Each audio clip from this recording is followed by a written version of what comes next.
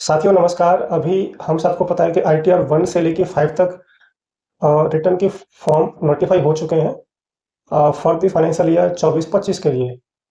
But इसमें utility अभी available नहीं है। अगर आप पोर्टल पर चेक करोगे तो ये अभी हो सकता है कि अभी स्टडी करने के लिए बोला डिपार्टमेंट ने, तो उसके बाद जब कुछ गलती निकालोगे, कुछ ऑब्जर्वेशन बताओगे डिपार्टमेंट्स को, तब उसके बाद यूटिलिटी आपको प्रोवाइड कराई जाएगी।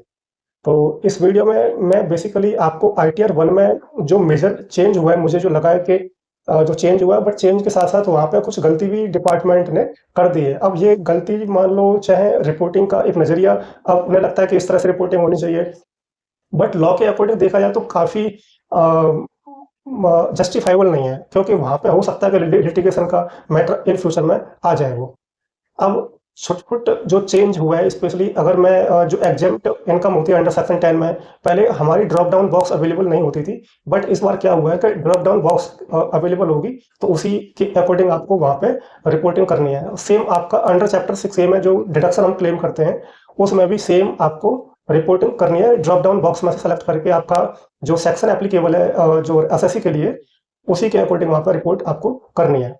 दूसरा जो चेंज है, जो लॉन्ग टर्म कैपिटल गेन को लेके चेंज हुआ है, जो लास्ट ईयर जो बजट में 2024 में जो बजट पेश हुआ था, उसमें कैपिटल गेन को लेके कई सारे चेंज हुए थे। जो कई सारे शॉर्ट टर्म कैपिटल गेन है, लॉन्ग टर्म कैपिटल गेन है, उसके रेट भी बहुत चेंज किए गए थे यहाँ। अगर मैं आईटीआर 1 में जो अमेंड हुआ है, इसमें बोला क्या कि अगर आपकी long term capital gain 1.25 lakh तक है आपकी ड्यूरिंग द फाइनेंशियल ईयर में, तो आपको आईटीआर 1 में रिपोर्ट कर सकते हो। सब्जेक्ट टू क्या है उसमें, आपका शॉर्ट टर्म कैपिटल गेन नहीं होना चाहिए, आपका set of and carry forward का आपको बेनिफिट नहीं मिलेगा। ये दो कंडीशन इसमें दी हुई हैं। अब इसमें जो लॉन्ग टर्म कैपिटल गेन है, आपका इक्विटी ओरिएंटेड म्यूचुअल फंड हो सकता है, या आपका लिस्टेड इक्विटी शेयर है जिसमें आप एसटीटी पे करते हो। तो एक ये चेंज है। अब इसमें रिपोर्टिंग कैसे की गई है, हम सबको पता है कि जो हमारी इनकम चार्ज जो चार्जेबल होती है, हम 5 हेड होते हैं हमारे इनकम टैक्स में। जो प्रोफेशनल होंगे वो शायद इस चीज़ को कोरिलेट कर पाएंगे वो, क्योंकि जो हमारी टोटल इनकम जीटीए का पार्ट होती है। अब इसमें जो रिपोर्ट किया गया है आईटीआर फॉर्म 1 में, इसमें एग्जेम्प्ट का एक अलग से कॉलम बना दिया गया है, जबकि वो जीटीए का पार्ट नहीं बना गया है आपका आईटीआर फॉर्म में।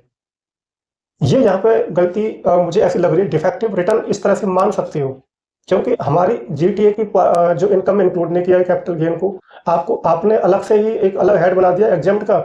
उसी में आपको रिपोर्ट करना है कि आपकी full value of sale consideration और कैपिटल गेन की एसेट्स कितनी है। उसके बाद indexed cost of acquisition is equal to आपका लॉन्ग टर्म कैपिटल गेन।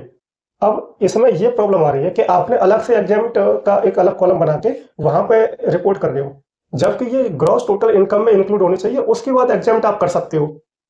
अब ये तो इन्होंने किया नहीं। हो सकता है कि आने वाले टाइम में जब यूटिलिटी जब पब्लिश होगी, जब वेबसाइट पर अवेलेबल होगी, हो सकता है कि वहाँ पे ये चीज़ हमें देखने मिले इन फ्यूचर में।